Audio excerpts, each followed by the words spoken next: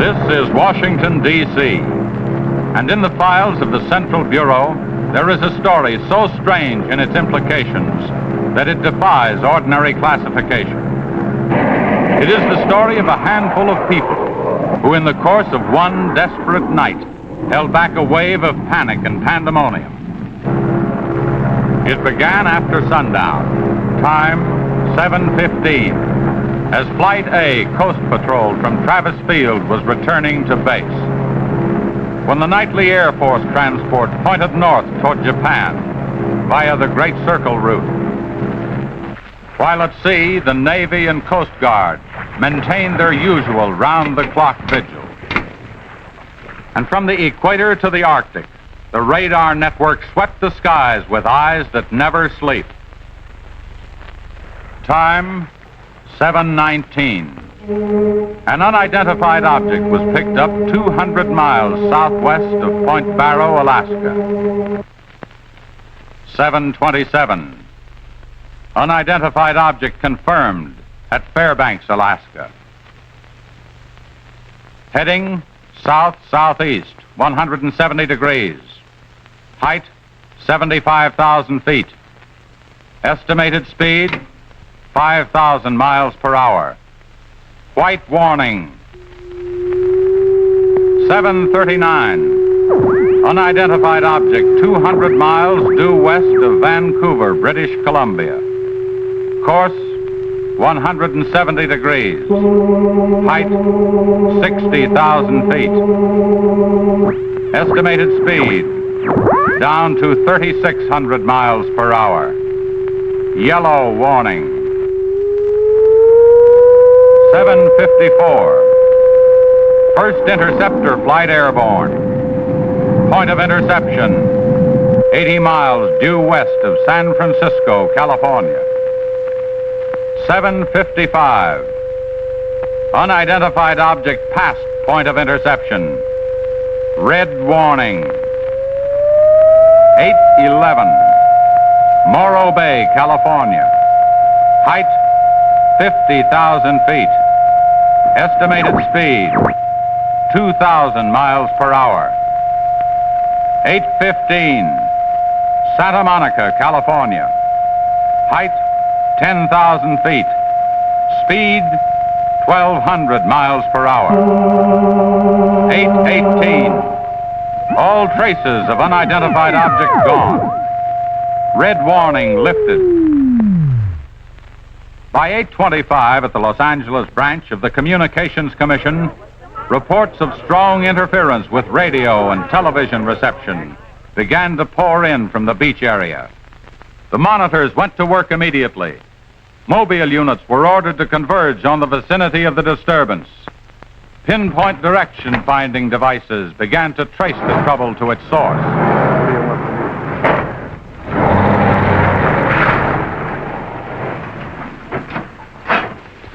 This is Mobile 1, Hazen speaking. We're at Ocean and Beacon Way, interference strength 2, bearing 27 degrees. Over. Mobile 1 from center, roger. Over. Mobile Center from Mobile 7, over. Go ahead, Mobile 7. This is Mobile 7, from the Pacific Center and Beach 4, interference strength 3, bearing 39 degrees, over. This is Mobile Center, roger. Stand by. Mobile 1 and Mobile 7. From Mobile Center, point of interception estimated 3 miles north of surf. Repeat, 3 miles north of surf.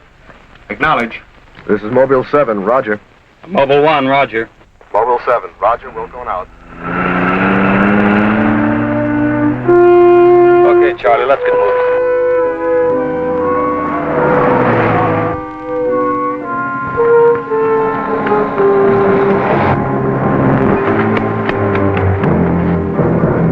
Yes, what is it? Take me to a phone quick. I need an ambulance. What's the matter? My husband and Pete out there in the picnic grounds just above the beach. They've been hurt. Well, this is the communications car. I'll phone it in from here. I'm Mobile 1 to Central, over. Did you make that out, Charlie? Not a word. I'm Mobile 1 to Central. I can't reach you. Repeat. They must be getting us all right. I'm Mobile 1 to Central. Have an ambulance sent to beach at Surf. Emergency. 2 men hurt. Acknowledge. Roger and out. I'm sure they'll be here soon now. Tell us what happened. Oh, this man, he just kept coming at us. It was awful. Who? I don't know. He was wearing a suit like a diver. Hurry, please. They're hurt. Charlie, you better wait here. I'll go down and take a look.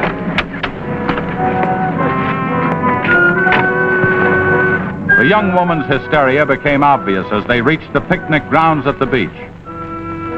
There was no sign of the mysterious intruder, and little could be done for her husband and their friend until the ambulance arrived.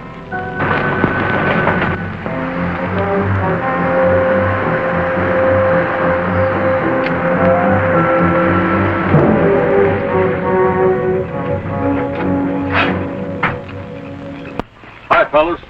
How are you doing? We're just taking another reading now. What happened down there?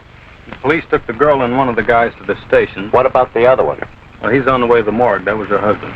You're right on the button, Charlie. 44.7. Report back to Central if you find anything else. All right. Charlie, grab that portable and check the beach, will you? Got it right here. I'll pick you up right here in about an hour. Where are you going? Police asked me to drop by the station and sign a report. I'll see you later. If you don't, you know where to look for the body.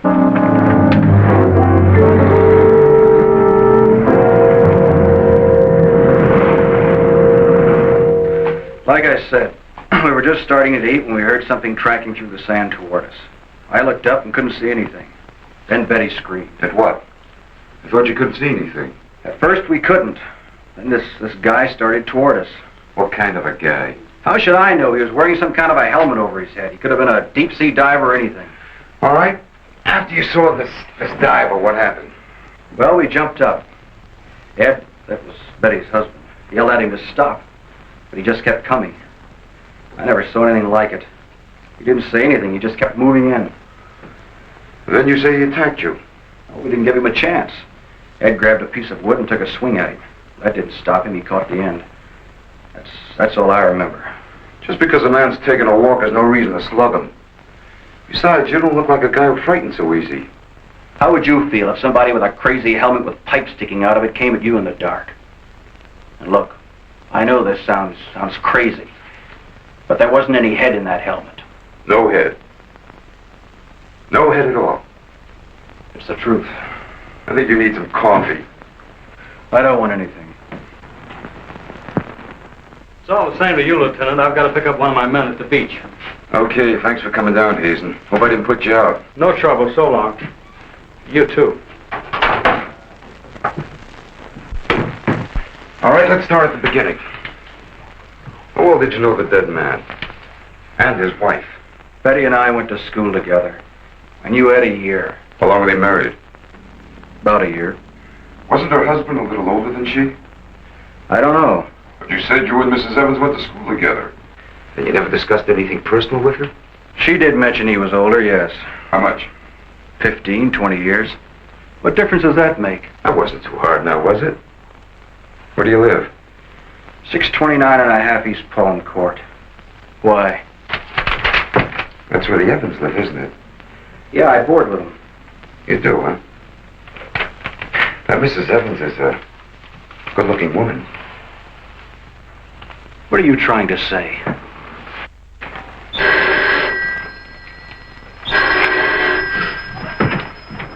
Lieutenant Bowers. Where? Yeah, I got it. I'll leave right away. Keep it on a murder. Near the beach. Keep an eye on this guy until I get back. Where are you? You'll stay right where you are. At least until Mrs. Evans feels well enough to talk. What do you want from her? Oh, I just want to see if your story checks with hers. After all, you went to school together, remember?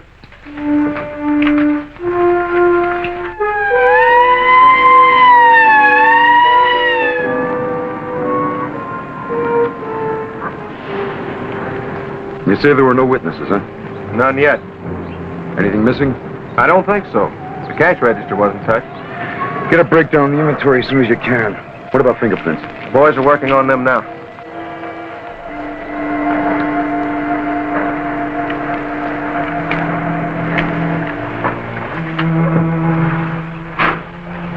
I'm late.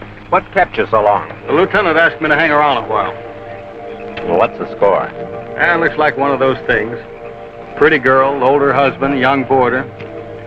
Kid claims some guy without a head knocked the old man off. You don't say. Anything else? Yeah, he had a diver's outfit with horns. No. He's going to have to do better than that. How are we doing? I took a reading about 10 minutes ago. The radiation is going out with the tide. What about the radio phone? It's working fine again. I just got a call from Central. They said Mobile 7 picked up some new trouble northeast of here. Here we go again. Hop in. So long.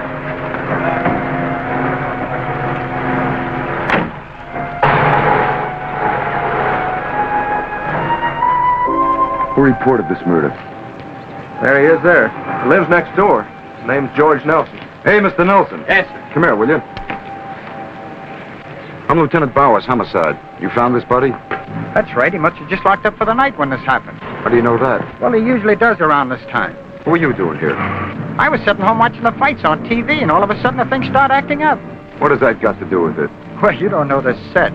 You know, it wouldn't work at all when I came home to supper. Then all of a sudden it cleared up fine. So I thought, well, I'll get set to look at the fights again, and all of a sudden out it goes again. So I thought maybe the battery station down here was overcharging the circuit, and so I came down to take a look, that's all. Hey, don't you ever quit work?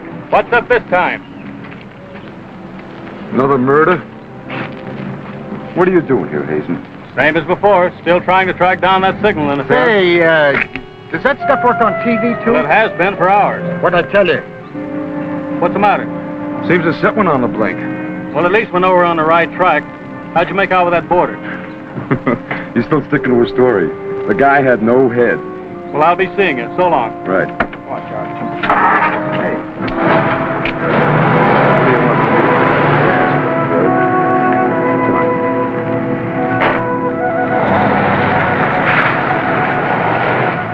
And so the communications team resumed its mission to track the mysterious interference to its source.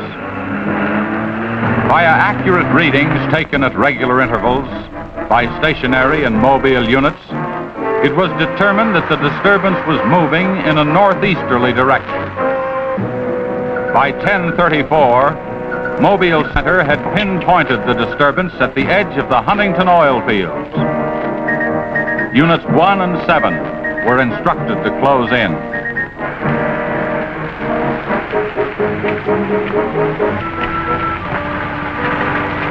Hey, Charlie, do you see what I see? Yeah, the oil field. Let's hope our trouble's burning up. Well, there's only one way to find out.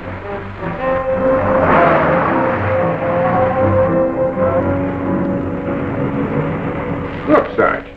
2 murders and an explosion in one precinct is big news. Now, come on, you can't pin it all on the young boarder. Or can you? Very funny. Yeah? I'm Hazen of the Communications Commission. Oh, the lieutenant's waiting for you. Thank you. What's a wheel? You heard the man, Communications Commission. Tell me, this kind of interference happen very often? Never anything like this. It's on the move all the time. Need some hand with a transmitter in the car. It's not a transmitter. We don't get a definite disturbance, just interference. Then you have no idea of what it is, huh? Not yet. How are you making out? Not so good. You were here when I questioned that boy about the murder at the beach. Did you get anything more out of it? Yeah. Come on with me. You might want to see this.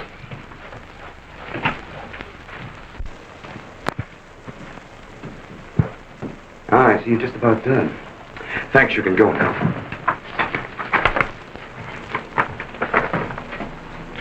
Are you sure this is what the man looks like? What do you say, Betty? Well, just about, only I think the tubes were a little lower down. And you still insist there was no head inside the helmet? I'm positive there wasn't. What about you? Well, it was dark. I couldn't swear to it. Thanks, that'll be all. You mean we can go now? Yeah, for the time being. Just stick close to home. I may want to see you again tomorrow. We'll be there. Come on, Betty. Kind of changed your mind about those two, haven't you? Yeah, I guess I have. Hey, look, bring in the old man, will you? Don't tell me you believe this story about this whatever it is. I know it sounds as phony as it ever did. But, sit down, will you please? You're the watchman at the Huntington oil fields? Oh, yes, sir. I've been with the company for over 22 years, sir. Yeah. Will you tell Mr. Hazen here exactly what happened?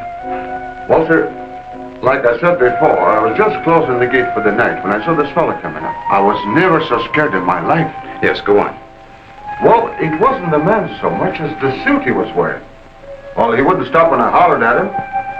He just pushed his way right in there through the gate and walked right up to the tank. Now, you carry a gun? Did you try to stop him? Oh, well, he was much too close to the tank. I was afraid to shoot.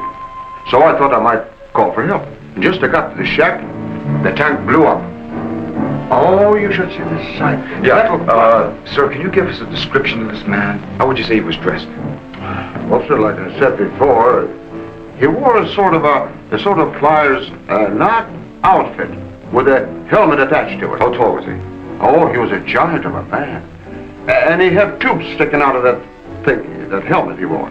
Can you tell us what his face looked like?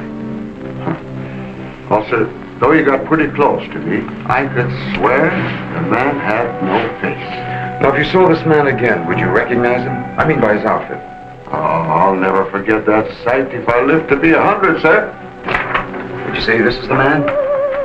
Wait, sure, that's him. Thank you very much. You may go now. All right, sir. Thank you. Well, Hazen, what do you say now? Beats me. The descriptions check all right. This could be some kind of flying suit. High altitude equipment. Yeah, that's what I've been thinking. Well, how do you explain that stuff about the missing head? No, we can discount that. These people were frightened. It was night. Nobody really took a close look at it. I guess you're right. But whoever he is, that outfit doesn't look like one of ours. Of course, he could have been dropped by parachute. You mean sabotage? Worth checking. I think we better wire a report to Washington and see what they say. You can use our teletype. I'll tip off the LA police to be on the lookout for something unusual. Hey, wait a minute. What about the press? Oh, I don't think they know too much now. We better keep it that way for a while at least, till we find out whether our friend is still around here. Well, if he is, I think we can find him for you. My hunch is that he's carrying something around that's causing all this disturbance, whether he knows it or not.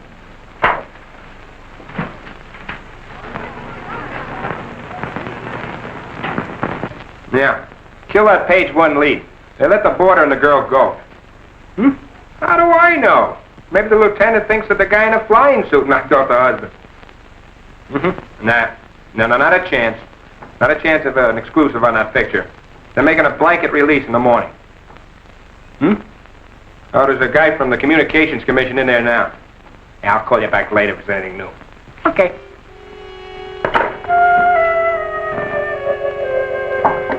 Come in. Sorry to interrupt you, Lieutenant. Yeah, what is it, Jim? There's a teletype cam for you. Oh, thanks, Jim. We're waiting for it. That was fast. Well, here's our answer. Looks like they never sleep in Washington. Says to contact a Major Andrews, care of Dr. Wyatt, director of the Griffith Institute. Hey, it's kind of late. Maybe I'll give him a call. While you're at it, I'll go out the car and check in with Central. Okay.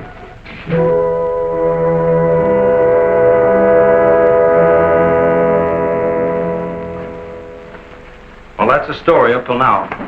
We got in touch with Washington. They told us to contact you here. Very interesting. What do you think, Doctor? When I see something like this, I understand why you gentlemen might have thought sabotage was involved. Lieutenant, are you sure there were no traces of this saboteur, this X-man, found after the explosion in the oil field? Fire department went over every inch of the area. Didn't come up with a thing. Well, then there's a strong possibility that he might have perished in the explosion itself. I doubt that. We're pretty well convinced this man is carrying something that's responsible for all the signal interference. According to the last report I got, there was a definite disturbance about 3 miles east of the oil fields, sometime after the explosion. Well, then if he's alive, you should be able to keep an accurate check of his whereabouts. Not that easy. As a matter of fact, we lost contact about 3/4 of an hour ago. Maybe you realized you were trailing him and got rid of whatever he had that was causing the disturbance. In that case, there's nothing much my department can do to help you. I guess it's up to us. Unless you have some suggestions. Well, let me think out loud for a minute. It might just be that what we've been talking about so far, and this phantom, as we'll call him, ties in with what the doctor and I have been discussing. That is very possible. I don't know whether you know it or not, but somewhere around 7:30 this evening, our radar networks picked up an unidentified object off Point Barrow, Alaska. They traced it clear down to Santa Monica before they lost it. Santa Monica. That's where we first picked up our radio interference. Yeah, right at the scene of the murder. Well, then, if all these things tally up, we've got some idea of how our man got here. You mean that he came in some plane? In that case, somebody would have seen it land and take off again. Or did it crash? No. No, we don't think it was a plane. No rocket or jet that has been built so far can attain the speeds of 5,000 miles an hour, particularly for such a great distance. And maybe we're on the wrong track altogether. Couldn't your unidentified object have been a meteor? They travel at a terrific speed. Yes, fast enough for most of them to burn themselves out the moment they hit the Earth's atmosphere. And did it occur to you that meteors are not very likely to travel horizontally, all the way from the North Pole to California? If it wasn't a meteor, or a flying missile of some type, how do you figure this phantom ties in? We're not sure that he does. I don't care what you say, but it doesn't make sense to me. Anybody trained in sabotage would stay undercover. This guy's walking around in a monkey suit, killing people. Excuse me, Dr. Wyatt. Is there a Lieutenant Bowers in here? Oh, yes. What is it, miss? There's a Mr. Wakeman from the Chronicle here to see you. Wakeman here? Now, what does he want? Well, there's only one way to find out. Before you go, Lieutenant, I don't believe you have met my assistant, Barbara Randall. Well, hello. Hello. It's Mrs. Randall, Lieutenant. I'll be right back. Barbara, you know the Major. Of course. And this is Mr. The Communications Commission. How do you do? Well, I see you are working a little later tonight than usual. Yes, my husband's teaching a late class, and he won't be able to pick me up for a while. Besides, I had some work to do in the lab. Well, at least you'll have lots of company. All right. So I shouldn't have come up here. But I gotta get your angle on this beach murder. And your whole department is shut up. Look, Wakeman, will you stop bothering me? There's nothing to say. If you got an exclusive story from that Evans Damon or Board, then you know as much as I do. Yeah, but that still doesn't explain anything about the guy without a head. Come on. Who is it? Your guess is as good as mine. You mean you let those two kids go without knowing that? I don't buy it. Well, I did. Well, then you must have an awful good reason. I bet you're trying to tie it in with that other murder. All right, Lieutenant. Don't tell me. I'll get my story somehow. Oh, if you want to know how things turn out, read the Chronicle in the morning. That's right. Now get in touch with Charlie in Mobile 1 and have him call for me here. Okay, honey. Won't you come up with anything? No, we're just briefing Barbara here. It's just amazing the way you've been able to put these things together. Don't kid yourself, Mrs. Randall. It seems the press knows as much about it as we do. Well, let's hope they don't come to the same conclusions. A few lurid headlines, and every fool in the country will be seeing phantoms in spacesuits and men from Mars all over the place. Yes, I can imagine. And mass hysteria is difficult to check once it gets started. That's why we've got to move fast. Well, from the looks of things, I guess it's up to me. I'll be in touch with you as soon as I hear anything. See you.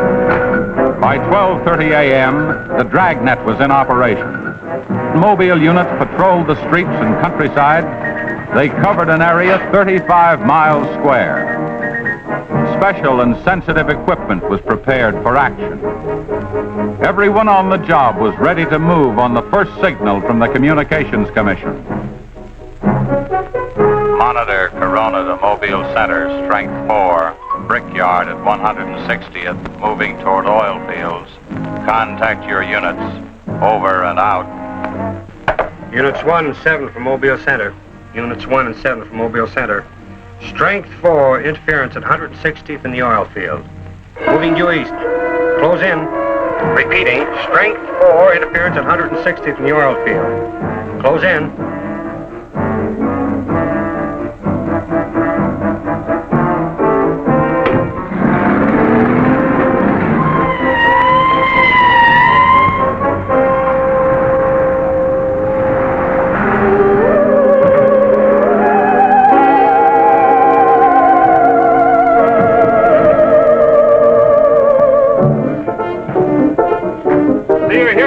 Just got here, trying to set this up. What gives, Hazen? It's in this area, all right. I brought the Geiger counter. Thank you, Doctor. Why don't walk over those oil fields? Well, it doesn't register as far as the oil field. I think we'll do better if we split up, man. Right, Lieutenant. You two go that way. Lieutenant, out here. Vince? Joe, you follow him. Come on, Doctor. And you? Oh, forget it.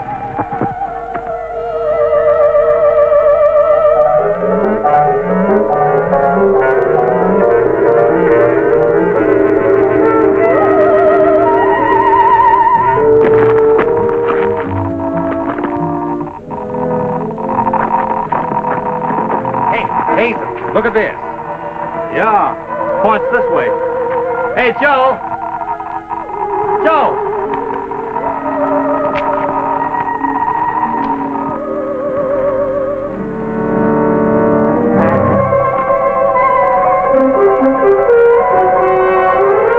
Hazen!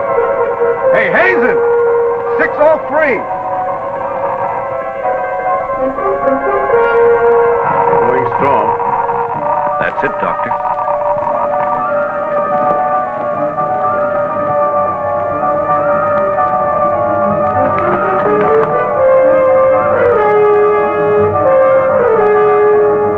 It's leading this way. Come on.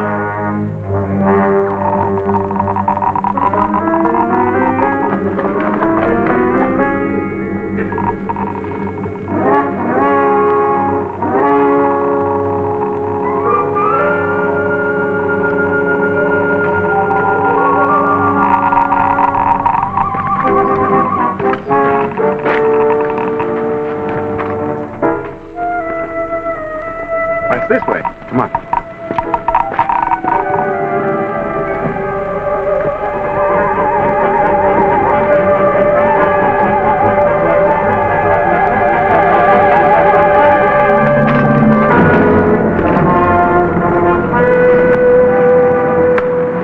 Come on.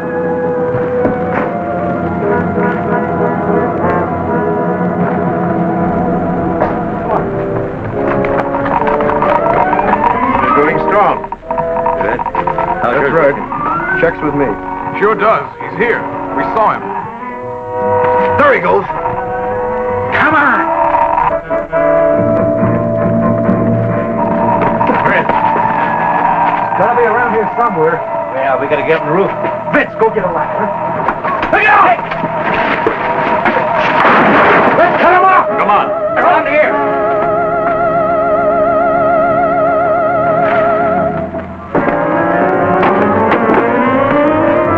Anybody see him?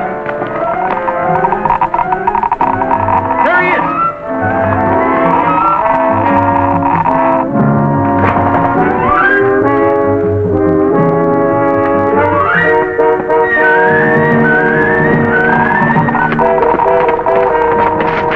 Got him now. We'll give you 10 seconds to come out of there, starting now. 1, 2, 3, 4, 5, 6, 7, 8, 9, 10.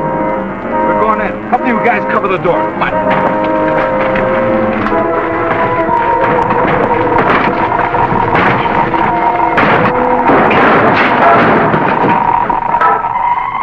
Why, there's nobody in here. Possible. We saw him come in. Maybe he went out of the window. We won't get very far. Don't touch anything till we check for fingerprints. Oh, Doctor, over here. He left his suit and his helmet. Hey, let's spread that thing out so I can get a good shot of it. Keep away, you fool. What's the matter? For your information, that's a Geiger counter, and it says hands off. I think you'd better wait outside. I just have a job to do. So do we. And I'm afraid ours will have to come first. There's no radiation from the helmet. But look at this. So that's what's been causing all the trouble. Charlie, you know where we can pick up a lead-lined box in a hurry? Well, Mobile 7 should have one. They're right outside. I'll take a look. Hurry it up, will you? Unbelievable. Now, we all thought that this phantom might be carrying some device which was causing all the signal interference. But to learn that it's due to the very clothes on his body. That's not the only thing that bothers me. Did any of you get a good look at his face? Not me. He's too far away. Well, I did. Unless I'm mistaken, that helmet was empty. Hey, where am I going to put this stuff? Oh, put it in Dr. Wyatt's station. Yeah, we take it back to the Institute. Right. $5, Z? No, that's all right. You can handle that.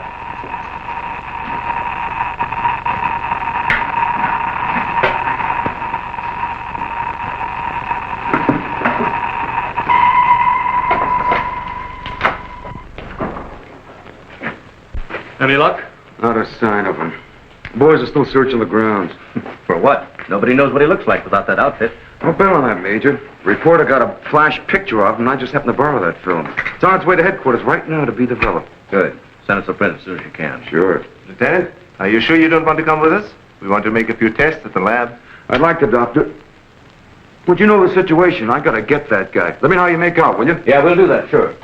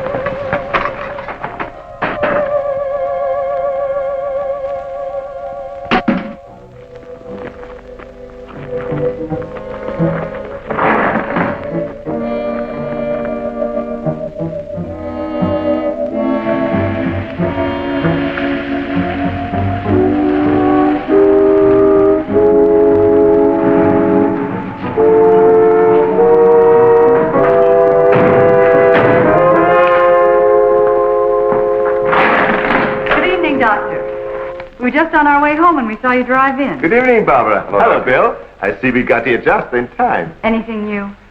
Lots of excitement, but that's all. Major, you know Barbara's husband? Oh, of course. How are you? How are you? Yeah, it's a nice-looking dog you've got there. What's his name? His name? Venus. Say, Bill, I hate to ask this, but something important has come up, and I wonder, can we borrow Barbara for about an hour or so? I suppose so. Of course. Darling, why don't you go and do the shopping? Here's the list. The market's open all evening. I may as well. See you later, darling. I'll take the dog and tie her up. Thank you, Bill. Good night. Good night. I'll give you a hand with it. Oh, thanks, Doc. Easy now. Look out for your fingers. All right. Look out now. Don't drop it. Venus, come back here! Venus, come back here!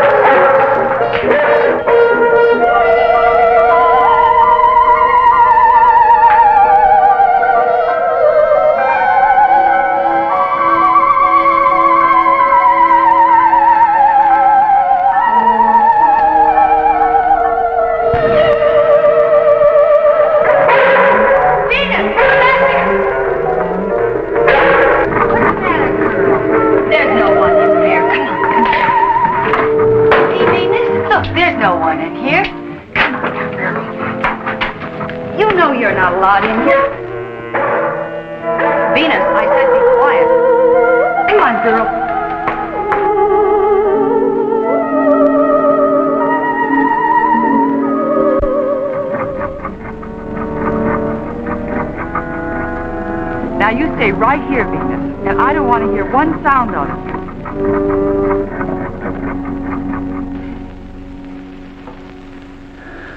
You were right, Doctor. There are no fingerprints anywhere. What's all this? Hey, don't touch anything. You better put some gloves on. Our friend, Mr. X, left this suit at the oil refinery. You mean you were that close to him and you didn't catch him? I'm afraid so. That's up to the police now. Hand me those shears. I want to cut up this material to work with it.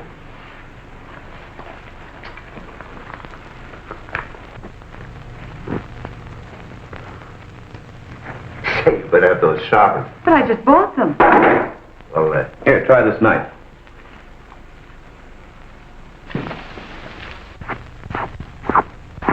that still won't cut. Let me try.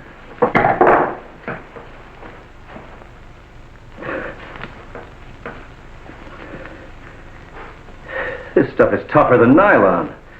Why don't I try it over a Bunsen burner?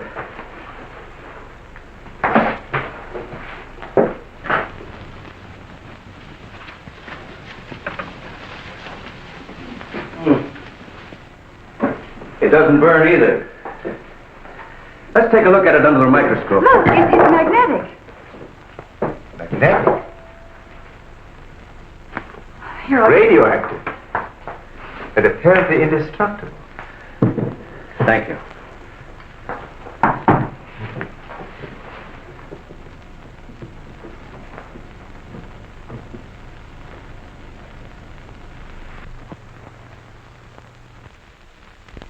What's the matter?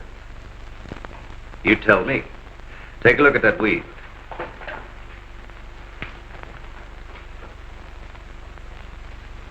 What weed?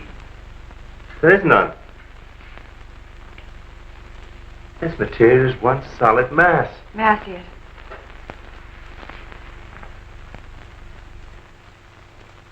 Why, you're right. It must be some sort of plastic. No. I'd say it's a metallic substance of some kind. Well, I've seen a lot of interesting alloys, but never anything like this. Let's try an acid test. All right. Go ahead. Careful now. We'll only take a drop or two. It repels acid like a raincoat repels water. Why, there's no reaction. Well, Major, this looks as though we were going to be here for a long time.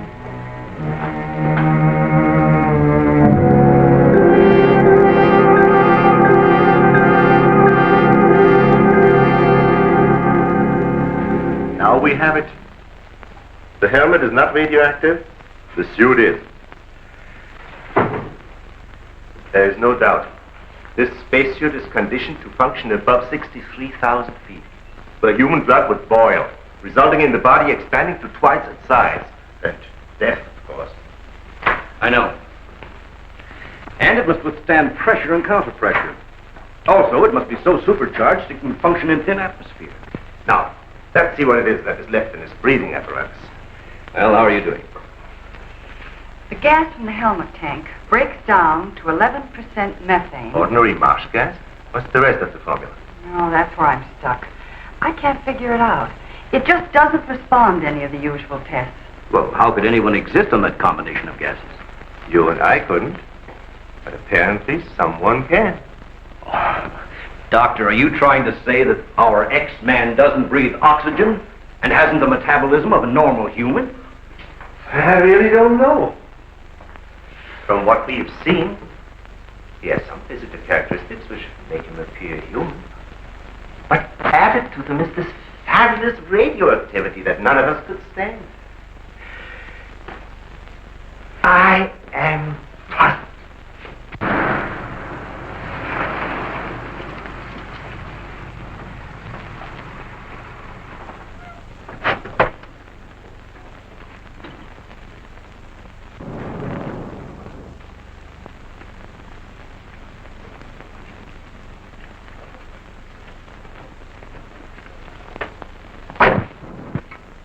I think the answer lies right here in this helmet. Obviously, he needs it to survive. Otherwise, he wouldn't have risked wearing it where he was sure to be recognized. As it is, he only took it off when he was cornered. But if what you say is true, how can he exist without it now? Let me put it this way. It's like a patient in an iron lung. Sometimes one can be removed for hours at a time without any ill effects. Exactly. And I think the same principle applies here.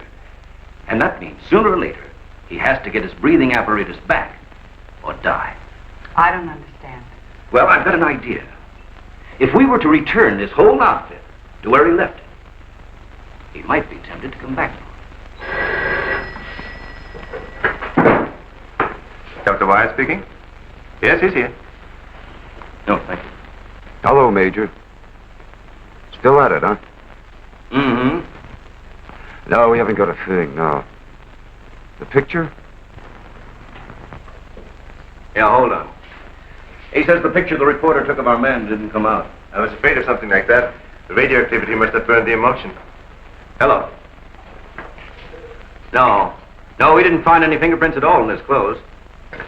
Did you find any? Oh, too bad. Hello? Will you wait there, please? We don't know what to make of this either. Have you heard from the communication boys yet? Well, let's hope they turn up with something. Major, excuse me. Hold on a second. Yes? It's Mr. Wakeman of the Chronicle. He insists upon seeing you. He does? Where is he? I told him to wait in the lobby. Good. Hello? Yes, our friend from the press is here.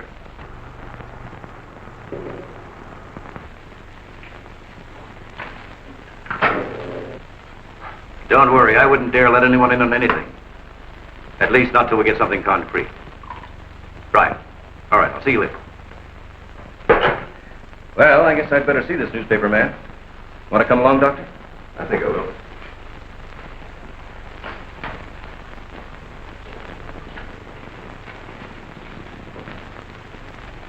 Oh, hello. Remember me? Certainly, yes. Nice lot of gadgets you got here. We think so. What's on your mind? Well, I was wondering if you might let me take a couple of pictures of that suit you brought up here. I'm sorry, we can't do that. Oh. Well, now look, I got a wonderful picture of the guy running in the shack, and the lieutenant stuck his nose in my business, and what do I get? A blank.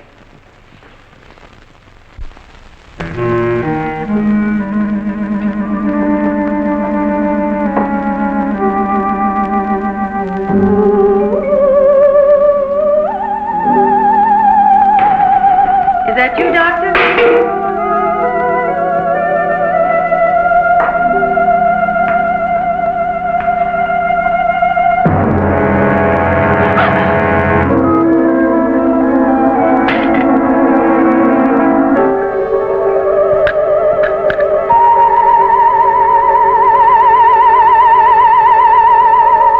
Well, you must have some lead on this guy, otherwise you wouldn't have brought that suit up here. Well, let's just say we were curious.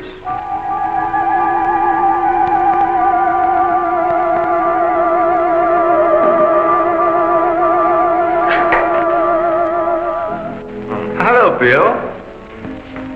Are you back so soon? Isn't Barbara through? I don't know. If she's still in the lab, why don't you go up and see? Thanks, I will.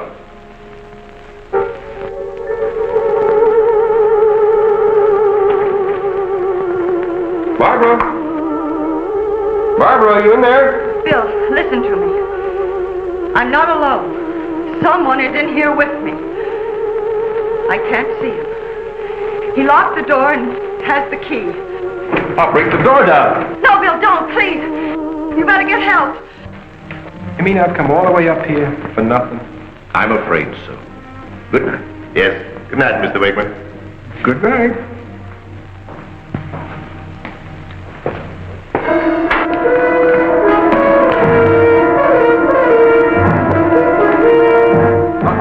Major, come quick. What's the matter? What's the matter? Where's Barbara? In the lab. The door's locked and there's someone in there with her.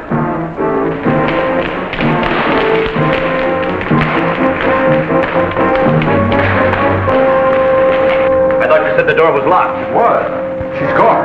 Oh, cover the main entrance. That's the only way anybody could leave. I will. Well, in that case, we would have seen her on our way up. Well, then she must still be in the building. We'd better split up. I'll take the roof. Barbara! Barbara! Barbara! Barbara!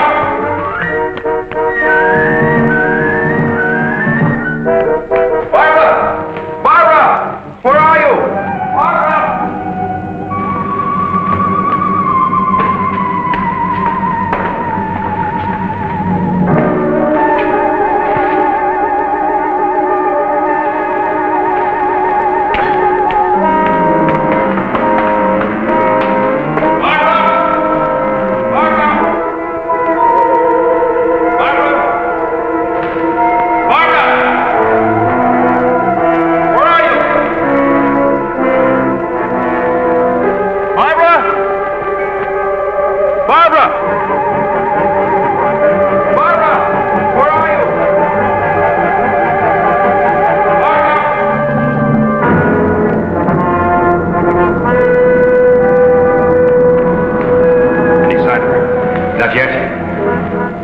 Be around here someplace.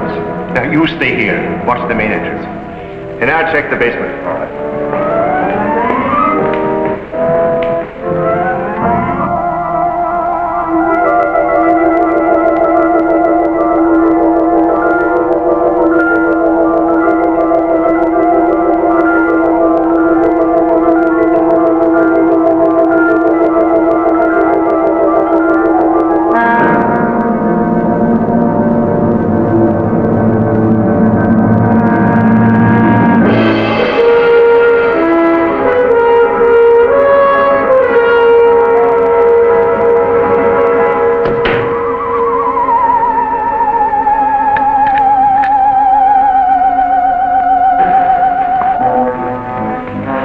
Not up there.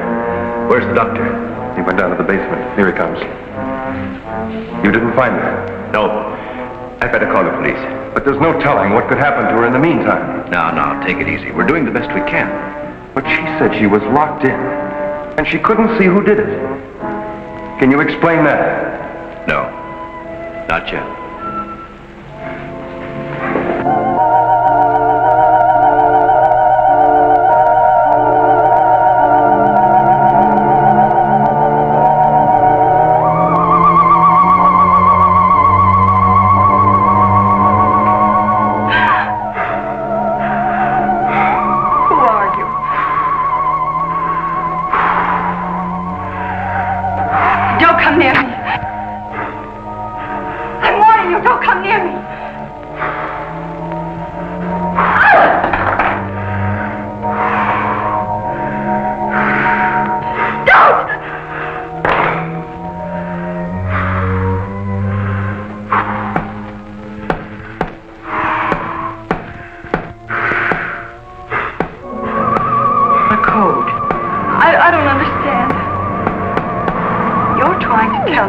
To breathe, and there isn't much left in the tank.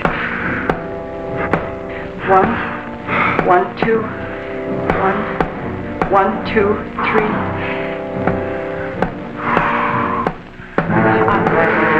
I'll write it down.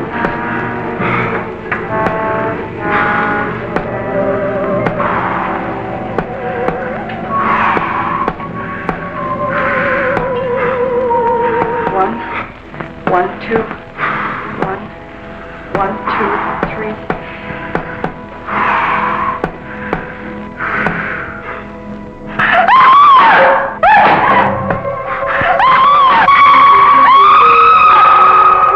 Mark, in the lab.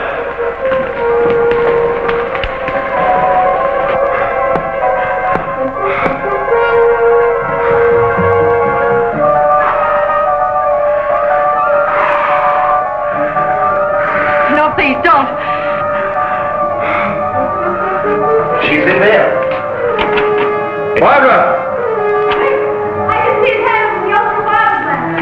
The pilot's I'm sure it's Darling, are you all right? I think so. I'm looking for him. I just saw him, so he must be in here.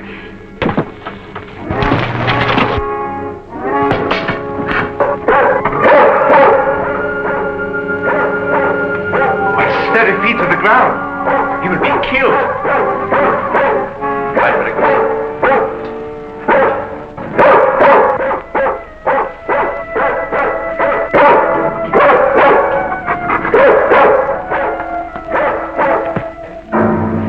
It was frightening. I couldn't see him. I didn't know what to do. Come here. Quick! Disintegrated. This is amazing.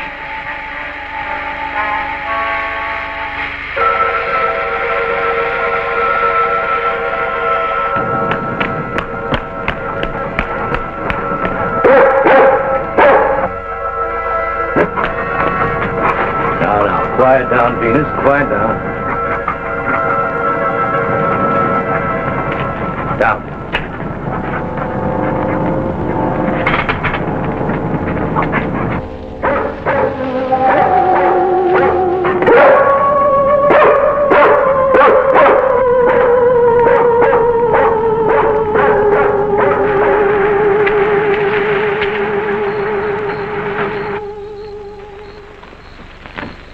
Mobile Center for Mobile 1, come in, please. This is Mobile Center. Go ahead. Get hold of Major Andrews or Dr. Wyatt at the Institute. I want to talk to either one of them. I will do. Stand by, Mobile 1. Dr. Wyatt speaking. Oh, yes, Mr. Hazen. Yes, we're still at it. Lots and lots of excitement, but nothing definite yet. Have you anything to say? The trouble seems to be just about gone. We get a flash in the direction of the observatory once in a while, but I figure that's because of the outfit you're testing. Yes. Lieutenant Bowers ought to be here any minute. Of course. How long will it take you to get up here? Good. See you then.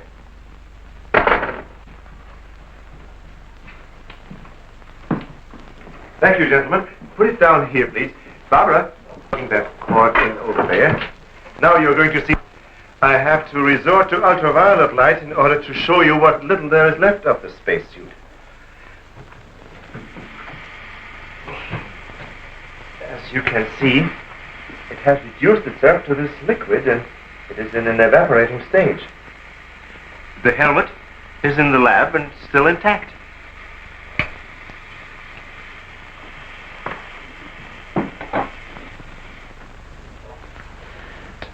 This is amazing. All the radiation in this suit would be fatal to a normal human being wearing it. Of course. And furthermore, our respiratory system could never simulate gases such as we have found in that breathing device. Well, then we have to assume our so-called X-Man carried his own atmosphere with him. Excuse me. But as a matter of curiosity, why do we refer to this thing as a him? I thought it was invisible. Under normal conditions, yes. Yet, Mrs. Randall did see the imprint of a large foot and a masculine hand under ultraviolet light. How do you explain that? I don't know, but the human body is composed of various elements with a carbon base. Like coal. Yes. Now, suppose we maintain the same chemical composition in the body of the X-Man, but substitute silica for carbon. Silica, that's glass. Exactly. Now, it is possible that the body with such a base, if it were subjected to an atmosphere foreign to its origin, might appear invisible to our eyes. Are you trying to say, Doctor, that we're not dealing with a human being? I didn't say that. On the contrary, all the evidence points in the opposite direction. Toward a superhuman, with an intelligence far superior to our own. How can you tell? First of all, Mrs. Randall saw that he has a hand with digits like our own fingers and a thumb opposing. That alone is a sign of intelligence. And he comes from a civilization that has developed adequate space transportation to enable him to travel to Earth. We have nothing yet that can reach even another planet in our own solar system. That could account for the unidentified objects picked up by radar a few hours ago. My theory is that the spaceship, or whatever it was that he came in, operated on the principle of magnetic rather than atomic propulsion, and that somewhere in the outer limits met with a condition where the Earth's gravity pulled it down and it fell into the ocean, and that he managed to save his life and reach shore. You really can pick up any type of communications interference, no matter how weak the signal may be. Sure thing. We were on his trail from the minute he left the beach. I never knew you carried such sensitive instruments in your car.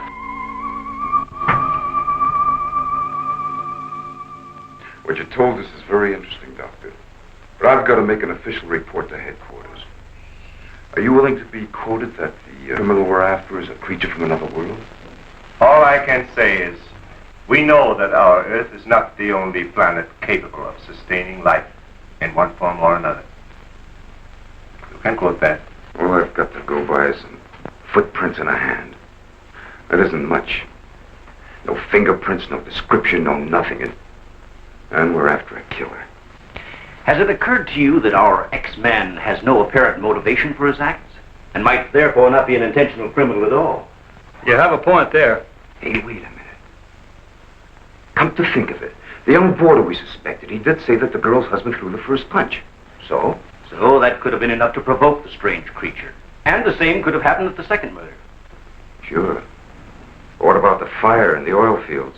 Evidently, our man sensed the presence of some gases, which he thought might be utilized in his breathing apparatus. Yeah, that could account for his presence at the oil refineries, where something went wrong, causing the explosion. Too bad he got wise to us and took off his uniform, or we'd have been able to catch up with him by now.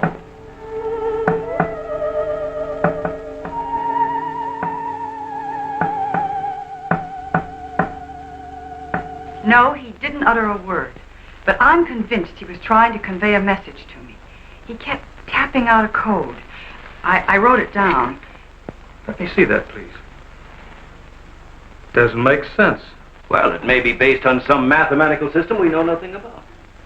But he was trying to tell us something. Why did he run away?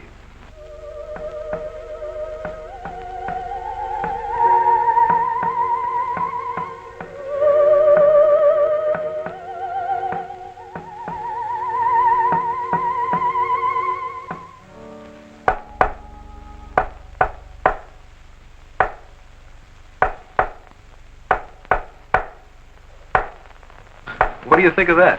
Hell, Hazen must be crazy sending out stuff like that. I guess so. Why don't you try and get a hold of him? Yeah. Mobile 1 from Mobile Center. Come in, please. Mobile 1 from Mobile Center. Come in, please. Mobile 1 from Mobile Center. Come in, please. Hey, that's Central calling.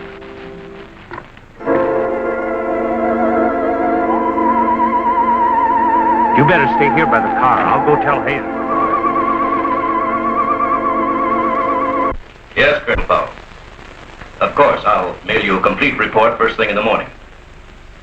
Yes, sir, thank you. Oh, and I'm awfully sorry to disturb you so late at night. Right, good night, sir. He's around here, this invisible guy. He was in the car. How do you know? I was talking to Randall outside when I heard Central calling. Before I could get over to answer, I saw the door open and shut by itself. He's desperate. For all we know, he could be trying to send a distress signal to his home base, wherever that is. Well, let's hope he doesn't get through. We've got enough problems with just one of those guys. Well, at least we know he's around in the vicinity, and it's obvious what keeps him around. Of course. He's got to come back for what little gas there is left in his helmet. And when he does... Oh, please, the most important thing is to take him alive. If we can only make each other understand, there's no telling how much science can profit. I'll go along with that, Doctor. But I've got to make sure that once he's cornered, I'll be able to hang on to him. I think we're all agreed on that. All right, good, then we must see it from his angle. He's in an alien world. No doubt we are as frightening to him as he is to us. Now, the most important thing, then, is to keep calm at all costs and do nothing to provoke him. Immediately, a simple plan to trap the Phantom went into operation. All obstacles to his entry were removed.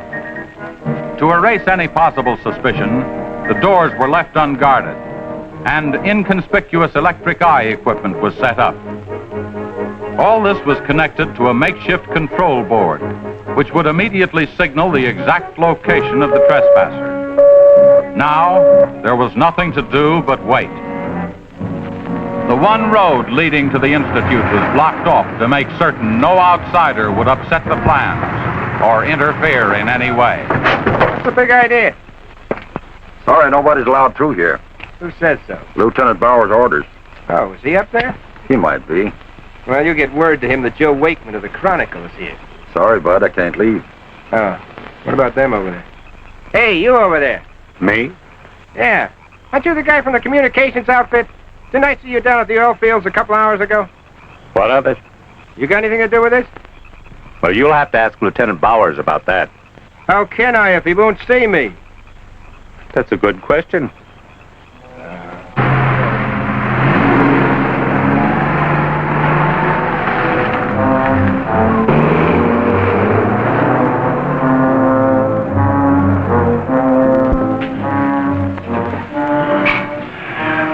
Well, it's 3:45. Sure taking his time.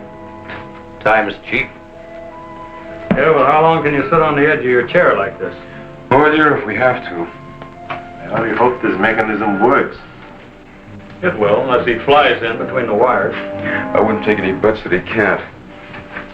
Well, if everything else fails, we still have Venus here to help us. You know, I'm certain she sensed his presence before. That's why she carried on so.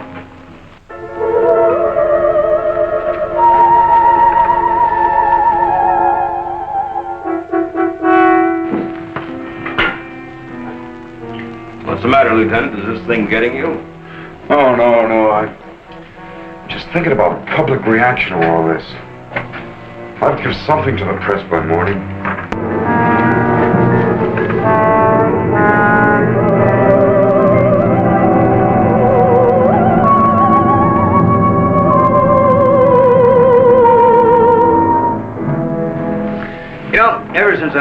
kid, I wanted to be a pilot. Then after I got my wings and had had 75 missions, I thought I'd seen everything. Now, after all this, I know I haven't seen anything. He's here. The back entrance. Let's head him off. Remember, now, take it easy. Don't crash.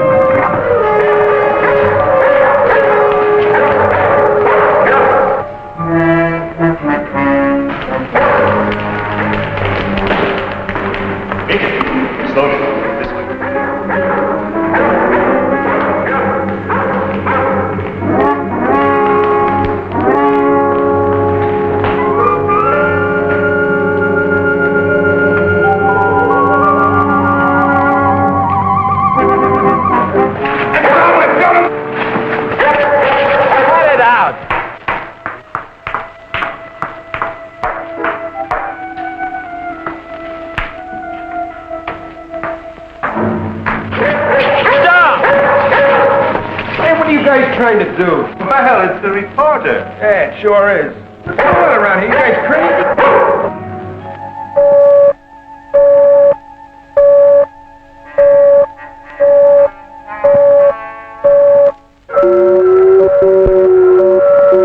How'd you get in here? Oh, that don't make any difference. Come on, what's up? What's going on?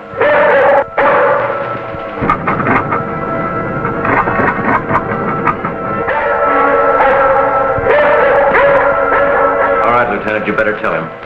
I'll reset the wires.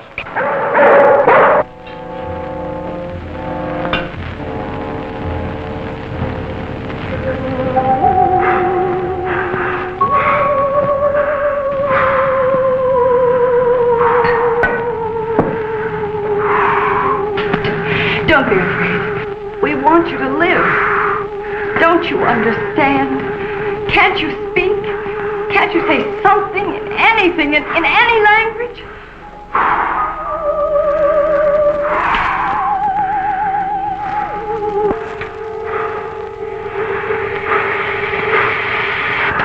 Listen, everybody. He's in the lab with me now. He's in the lab with me now. Venus, be quiet. The door's unlocked. Hurry, he's having trouble breathing. I don't think he can last much longer.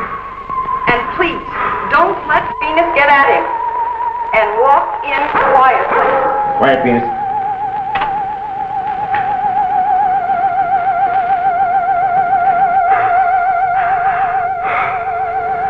It's unbelievable.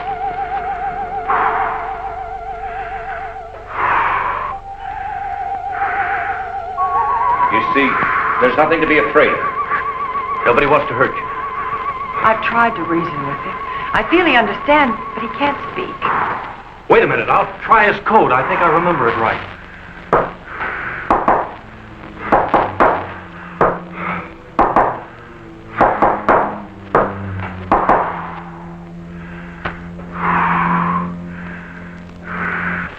Better plug in the ultraviolet light.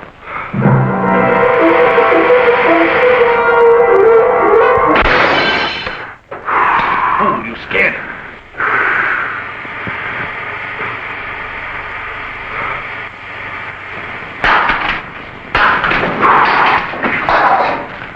Oh, there goes Venus.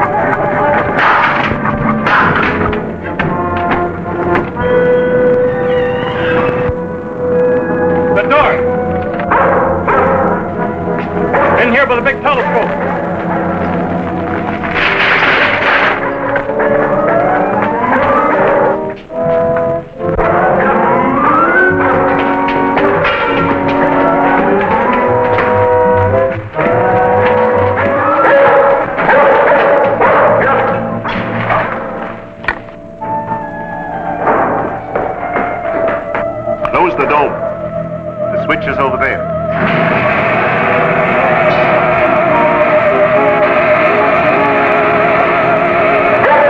Smoke senses something. Quiet, Venus. Well, if he's in here, he'll never get out now. Door was closed. This is what I've been waiting for. Please, Lieutenant. This is our last chance. We have to take him alive. Plug in the lamps. There's an outlet here.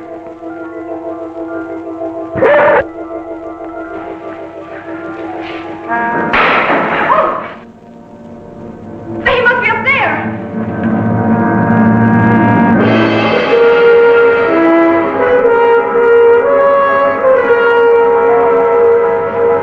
His whole body's aglow.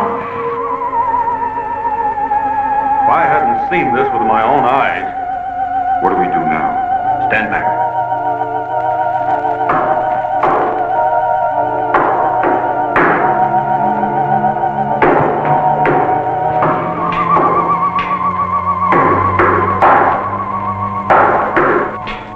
Amazing. There's code again. Look. He's trying to speak, but no sound is coming out of his mouth. Look at Venus. She acts as though she hears him. Yes. Dog can hear sounds that we can. His voice must be beyond the range of the human ear. Maybe he's screaming. He's suffocating. The glow, it's almost gone.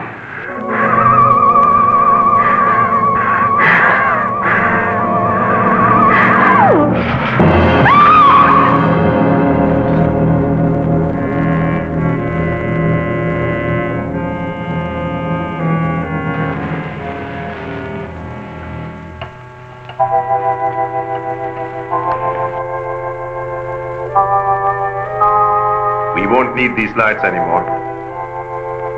In death, he has become visible as a normal body.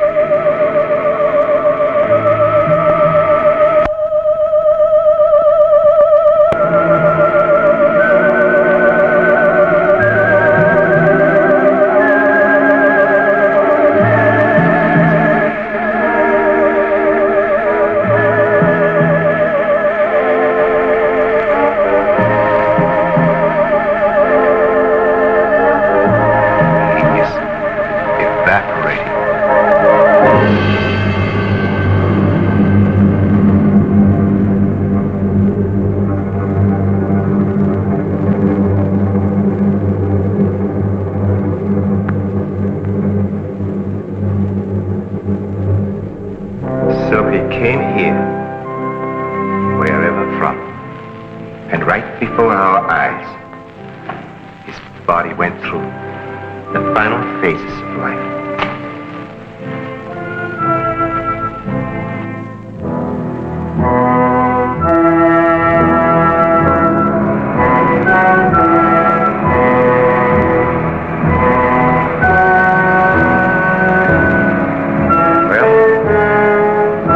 It's morning.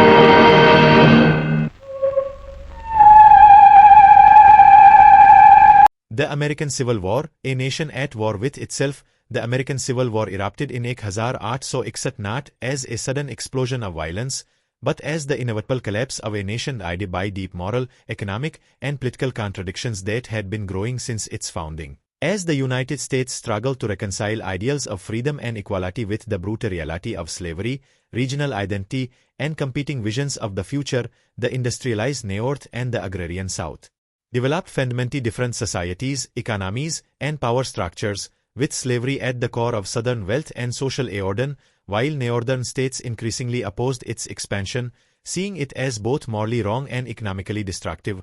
Decades of failed compromises, court decisions, and political confrontations intensified mistrust until the election of Abraham Lincoln, who opposed the spread of slavery but sought to preserve the Union, triggered a seismic rupture, as Southern states viewed his victory as an existential threat and chose secession over submission.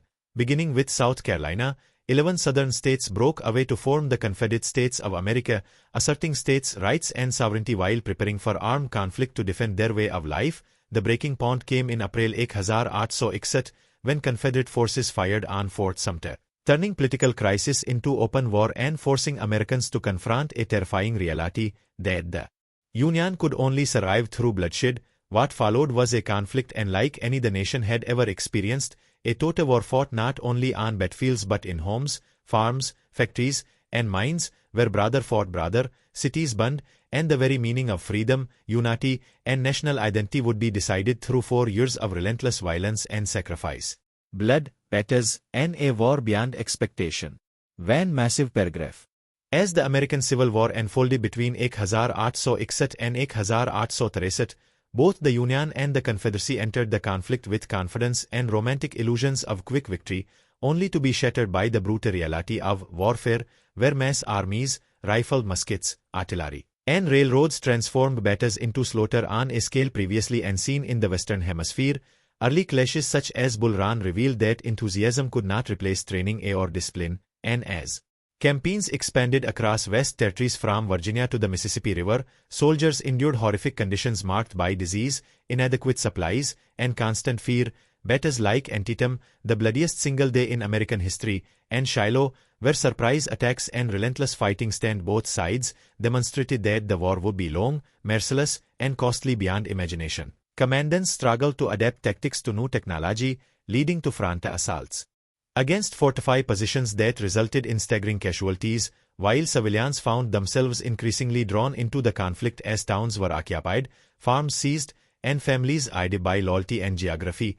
Politically, the war evolved as President Abraham Lincoln, recognizing that preserving the Union alone was not enough, issued the Emancipation Proclamation, transforming the conflict into a moral crusade against slavery and discouraging foreign powers from supporting the Confederacy. By this stage, the war had become not just a fight over territory, but a test of endurance, ideology, and national will, with both sides committed to total victory despite the growing realization that the price would be measured in rivers of blood and generations of trauma. Total war, turning points, and a nation bleeding. One massive paragraph. By 1863 and 1864, the American Civil War reached its most decisive and destructive phase, as the scale of violence expanded and the conflict evolved into a true total war, where not only armies but entire societies became targets. The pivotal Battle of Gettysburg marked a turning point when Confederate General Robert E. Lee's invasion of the North was crushed after 3 days of ferocious combat that left tens of thousands dead or wounded, ending the Confederacy's last major hope of foreign recognition and shifting momentum permanently toward the Union. Simultaneously, in the West, Union forces captured Vicksburg, gaining control of the Mississippi River and splitting the Confederacy into a strategic blow that strangled Southern supply lines and morale. As the war dragged on, Union General Ulysses S. Grant adopted a relentless strategy of attrition, accepting massive casualties to exhaust Confederate forces that could not be replaced, while General William Tecumseh Sherman launched his infamous March to the Sea, deliberately destroying railroads, factories, crops, and infrastructure across Georgia to break the South's ability and will to fight. Civilians experienced the war's full brutality as homes were burned, food seized, and entire regions economically crippled, reinforcing the grim reality that the Confederacy's survival was becoming impossible. Despite heroic resistance and tactical brilliance by Southern commandants, the imbalance in manpower, industry, and resources grew overwhelming. turning every battle into a desperate struggle for survival rather than victory. The end of the war and the birth of a new nation. In 1865, after 4 years of relentless bloodshed that claimed more than 6 lakh lives, the American Civil War finally drew to a close as Confederate resistance collapsed under the weight of exhaustion, starvation, and overwhelming Union pressure, culminating in General Robert E. Lee's surrender to Ulysses S. Grant at Appomattox Courthouse. A movement that symbolized not just military defeat but the end of an entire social and political eon. The Confederacy's dream of independence was extinguished, slavery was legally destroyed through the 13th Amendment, and the Union was preserved, though at an unimaginable human cost that scarred families, towns, and generations. Celebrations of victory were quickly overshadowed by tragedy when President Abraham Lincoln was assassinated, depriving the nation of the lead and best position to guide reconciliation and healing. The Reconstruction era promised a rebirth based on freedom and equality, yet quickly became mired in political conflict, racial violence, and broken promises that would shape American society for more than a century. The Civil War redefined the relationship between the federal government and the states, expanded the meaning of citizenship, and proved that democracy could survive internal collapse, but only through immense sacrifice. Long after the battlefield smoke cleared, the war's legacy continued to influence politics, race relations, and national identity, standing as a haunting reminder that unity, justice, and freedom are never guaranteed, but must be defended, sometimes at the highest possible price.